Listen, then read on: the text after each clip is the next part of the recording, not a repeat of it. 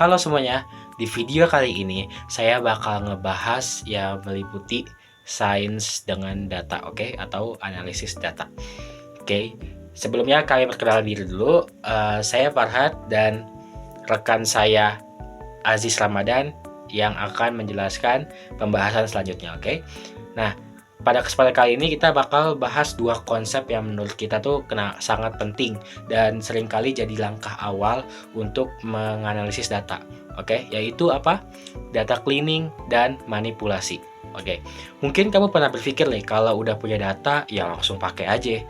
Nyata nggak gitu, nggak segampang itu di lapangan tuh nggak kayak gitu. Oke, nah dalam dunia nyata kalau data yang kita dapatkan itu jarang banget yang dapat yang langsung bersih. Biasanya tuh nggak kotor atau nggak langsung dipakai atau belum siap dipakai. Karena ada beberapa nilai kosong, nilai duplikat, habis itu yang bahkan salah penulisan, habis itu nilai nggak logis. Nilai nggak logis itu gimana maksudnya? Kayak misalnya jam jam tidur. Nah, jam tidur tuh nggak mungkin minus. Masa ya dia jam tidurnya minus kan? Nggak mungkin. Itu sangat tidak masuk akal atau tidak logis. Nah, istilah yang harus diganti atau dihapus. Oke. Nah, istilah data cleaning itu punya peran penting untuk memastikan kalau data itu valid dan dapat diandelin. Tapi nggak cukup sih untuk bersihin data doang. Kita juga perlu mengatur data tersebut agar kita bisa olah dan analisis sesuai kebutuhan. Nah, itu disebut data manipulasi yang akan dijelaskan oleh rekan saya nanti, Aziz Ramadan. Mulai dari memilih data tertentu, mengelompokkan, mengganti nilai, hingga menyiapkan kolom-kolom baru yang lebih informatif. Jadi dibuat kolom-kolom baru biar data-datanya itu jelas dan bersih atau ya jelas saja lah sebenarnya. Kedua proses ini tuh sebenarnya fondasi utama dari analisis data, dan tanpa tahap ini hasil analisis itu bisa aja keliru atau nggak berguna atau ya karena nggak valid ya jadi nggak berguna. Jadi seandainya kamu nganalisis tapi data itu nggak valid ya berarti kan nggak akan terjadi sesuai kenyataannya karena nggak valid. Oke, jadi pastiin kalau kamu itu nyimak video ini sampai akhir, oke? Karena kita akan bahas contoh-contohnya secara langsung dan praktis menggunakan Python, tapi kita bakal pakai Colab sebenarnya sih ya, oke? Nah, langsung aja. Yang pertama tuh membaca dataset dulu, oke? Membaca dataset tuh seperti ini. Nah, import pandas SPD. Nah, ini tuh mengimport dulu pandas, habis itu diubah menjadi ya setelah sih nama kalian apa. Kalau saya PD karena biasanya orang juga pakai PD juga biasanya. Nah, di sini ada df sama dengan PD read CSV bla bla bla bla. Ini namanya path-nya, oke?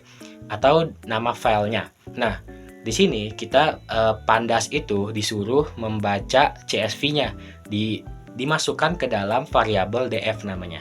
Nah, habis itu df head ini buat apa? Df head ini buat memastikan aja sih sebenarnya. Kalau misalnya datanya itu data itu emang masuk ke dalam df tadi, oke? Masuk ke dalam df tadi atau kebaca. Nah, jadi yang bakal dilihatin tuh nggak seluruhnya sih. Kalau misalnya kamu punya 1000 data, yang dilihatin tuh nggak 1000-1000-nya nggak juga. Yang dilihatin cuma ya mungkin 5 gitu.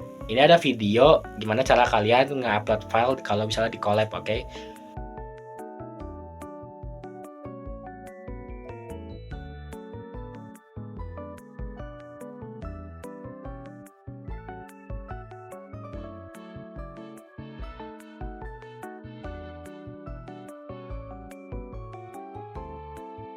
Nah, terus gimana data cleaning yang pertama? Kita harus cari info dulu dong. Kalau infonya gimana? Ada nilai kosong kah?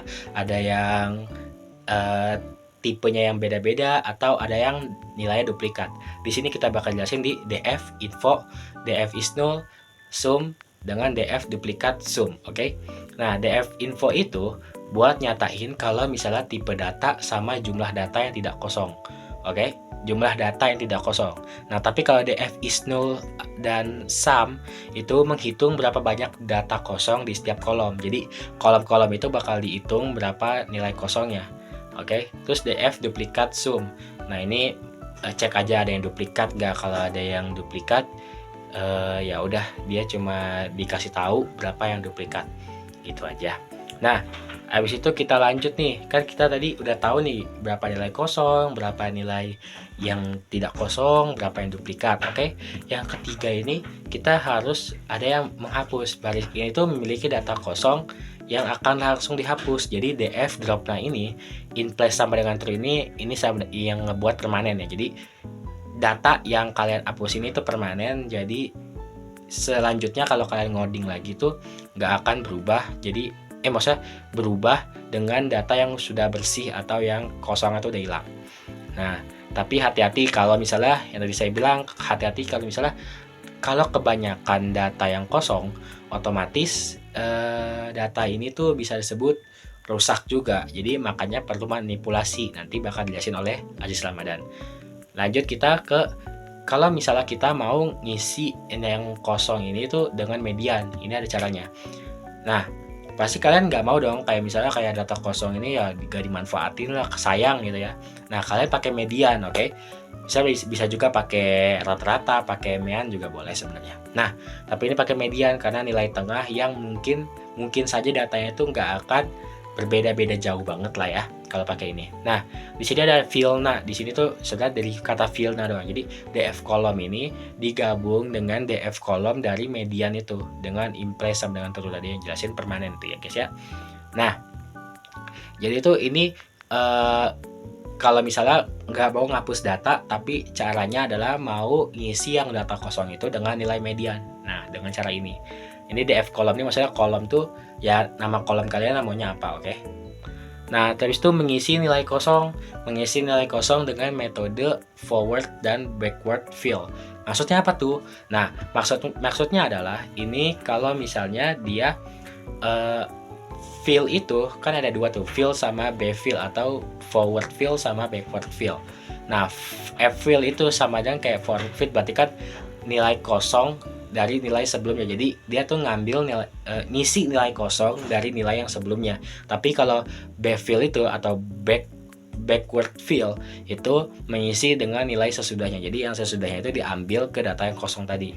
Oke, misalnya data yang kosong tuh di baris 57. Nah, yang diambil kalau misalnya kita pakai backfill, yang diambil adalah nilai yang di 58 dengan kolom yang sama. Oke? Nah, metode ini berguna juga jika datanya itu ya urutan secara logis aja. Jadi seperti kayak tanggal, waktu kayak gitu. Nah, terus tadi yang kan ada duplikat ya. Duplikatnya gimana dong dihapus ya? Itu kan baru data kosong doang. Oke. Duplikatnya itu bisa juga dihapus dengan pakai kayak gini. df drop duplikat. Tadi kan cuma dropnya ya. Dropnya itu nilai kosong, ini drop duplikat. Nah, itu menghapus baris yang identik persis dengan baris lain. Maksudnya tuh gak kalau misalnya kolom A dia sama, tapi kolom B-nya beda. Nah, itu nggak identik namanya atau nggak duplikat. Yang duplikat itu benar-benar sama, semua kolom tuh nilainya sama, pure sama, oke? Jadi ini bakal disebut duplikat. Nah, duplikat ini tuh bisa nyebabin tidak akurat dan hitung rata-rata jadi kayak terlalu tinggi dan dihitung dua kali lah gimana. Nah, kalau dihitung dua kali kan otomatis jadi gak relevan dengan rata-rata sebenarnya kan. Nah, udah sih gitu aja. Kita lanjut ke rekan saya. Oke, sekarang kita lanjut ke pembahasan selanjutnya yaitu data manipulasi. Di sini tuh ada yang tahu nggak sih data manipulasi itu apa? Data manipulasi adalah proses mengatur atau mengubah isi data yang kita mau lihat. Data tersebut penting untuk kebutuhan kita. Nah, di sini tuh ada beberapa yang ingin kita bahas. Yang pertama ada menambah kolom baru. Nah, di sini tuh fungsinya untuk membuat kolom baru jam underscore total untuk menghitung jumlah jam belajar dalam satu minggu. Ini termasuk contoh manipulasi yang berguna untuk menyiapkan data tambahan. Oke, yang kedua itu ada mengubah nilai berdasarkan kondisi. Oke, jadi ini fungsinya untuk menyederhanakan isi kolom gender yang kita ambil contohnya yaitu nilainya laki-laki diubah menjadi L. Nah, ini fungsinya untuk apa? Fungsinya untuk membantu membuat data agar lebih ringkas dan rapi. Ketiga, ada filter data. Fungsinya ini di sini kita hanya mengambil data mahasiswa yang belajar lebih dari 4 jam per hari. Ini tuh gunanya untuk menganalisis kelompok tertentu saja. Yang keempat itu ada mengakses data berdasarkan label. Fungsinya ini di sini untuk mengambil seluruh isi data dari baris kedua berdasarkan label indexing. Ada juga untuk mengakses data tapi yang lebih spesifik, yaitu pada codingan ini fungsinya itu pada angka 3 itu fungsinya itu adalah untuk baris ketiga, dan sedangkan edge itu adalah fungsinya untuk kolom edge. Apa tuh maksudnya? Ini tuh maksudnya tuh mengambil satu titik, mengambil baris ketiga dan mengambil kolom edge agar lebih spesifik pada data yang ingin kita cari. Oke, mungkin itu saja pembahasan singkat tentang data cleaning dan manipulasi data. Semoga video ini bisa membantu agar lebih memahami pentingnya tahap awal dalam pengolahan data. Sekian dari kami, terima kasih sudah menonton sampai akhir. Bye.